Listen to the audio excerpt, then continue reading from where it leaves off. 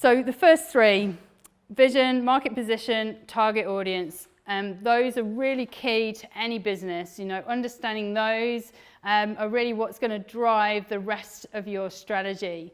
Especially, you know, the target audience, thinking about that person, the person that you've created, or people. You know, when you're first starting out as a startup, it's useful to have one persona, not trying to market to everyone. Because you're not going to market to anyone that way. Being really specific right away will enable you to focus your efforts on a small budget.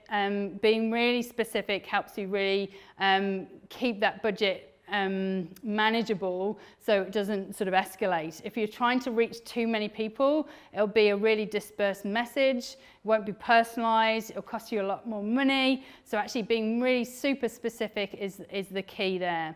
Often I use the example of North Face. When North Face, the clothing company, first came out, they you know, were specifically aimed at people that were extreme mountaineers. You know, the clothing was built for that.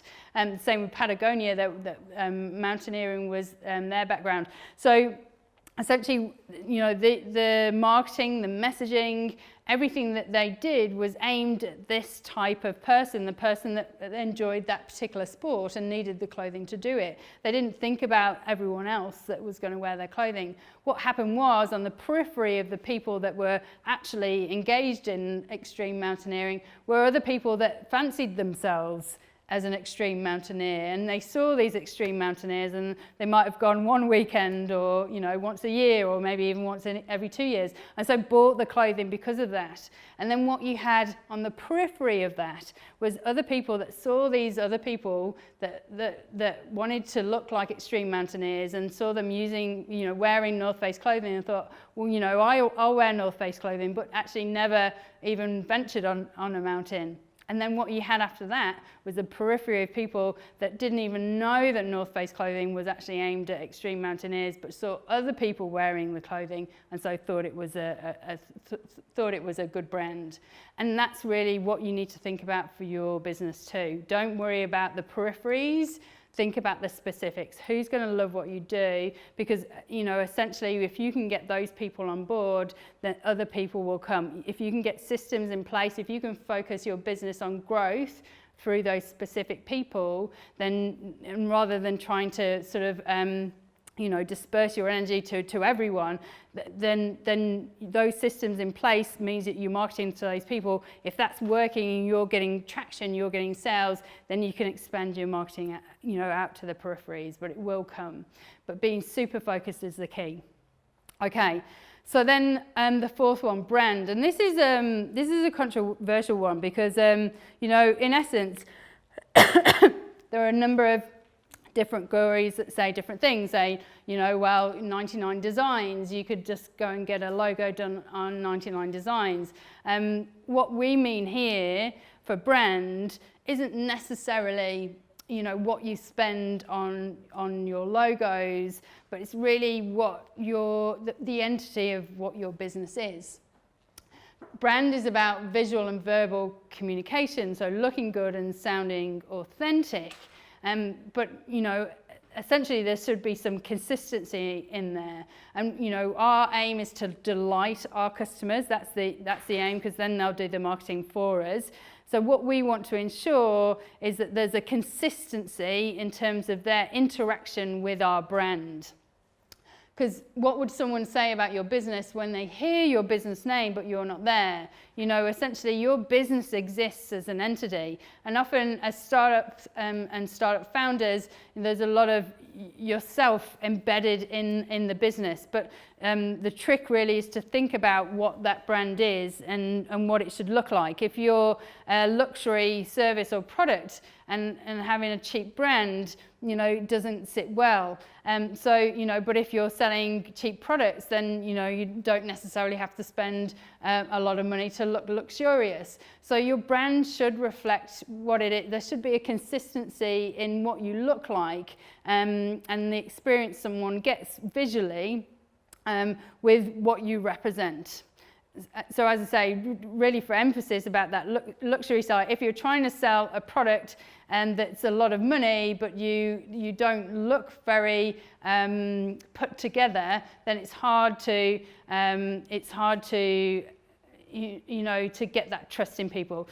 So imagine if you walk down the street and there was a person in a suit selling a diamond, or someone sort of in a tracksuit selling a diamond, what is your perception and who you're going to buy from? But that's up to you. But essentially, that's really what you need to think about. If it is that what you're selling, how should you present yourself so that you're going to persuade or build that trust with someone, and that they should purchase from you. So it doesn't necessarily mean that you have to spend a lot of money, but you need to ensure that there's consistency there, and that maybe, especially when we talk about customer experience, that we think about all the senses. And we can be really clever here. So we've worked with companies. There was one company that they actually were an abrasion company. So they, rust on a car, they were able to remove that quite easily. And so their business card showed the difference between the two. So one was rusty and one was clean metal. So a really neat way, and quite memorable. Subway, if you've ever walked past the Subway, have a Subway smell, and that's synonymous with Subway, and is set to, especially if you eat Subway, make you crave it. So think about all of the different senses. Again, our customers are human, and it's not just about the visual or the verbal. We can think about the touch, tactile, or audio, or smell. Smell's a difficult one though, hey. Although, you could come up with your own perfume, potentially. But then, when we think about brand, we think about brand touch points. So thinking about that consistency of brand throughout all of the touch points that you have with your customers. This could be the invoice that you send out. It could be the salesperson. It could be someone who answers the phone. It could be, a loyalty program. It could be a newsletter. It could be the email. What you want to ensure, again, is that there's a consistency with what you're sending out, with either the visual or the verbal. So that what you're trying to do through digital communications or physical communications is build trust with your customers.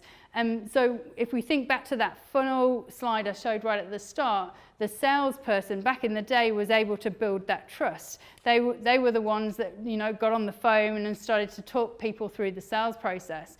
Because we self-serve now, and because marketing aims to help people make that decision themselves, what essentially we need to do as marketers is actually build that trust with our clients, and brand consistency enables us to do that.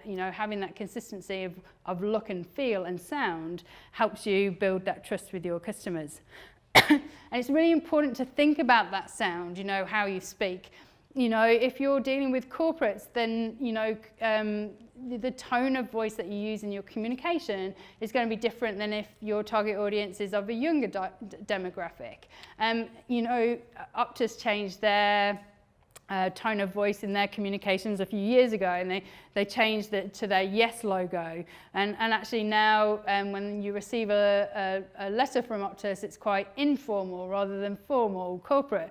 So they were trying to change the perception of them as an organisation.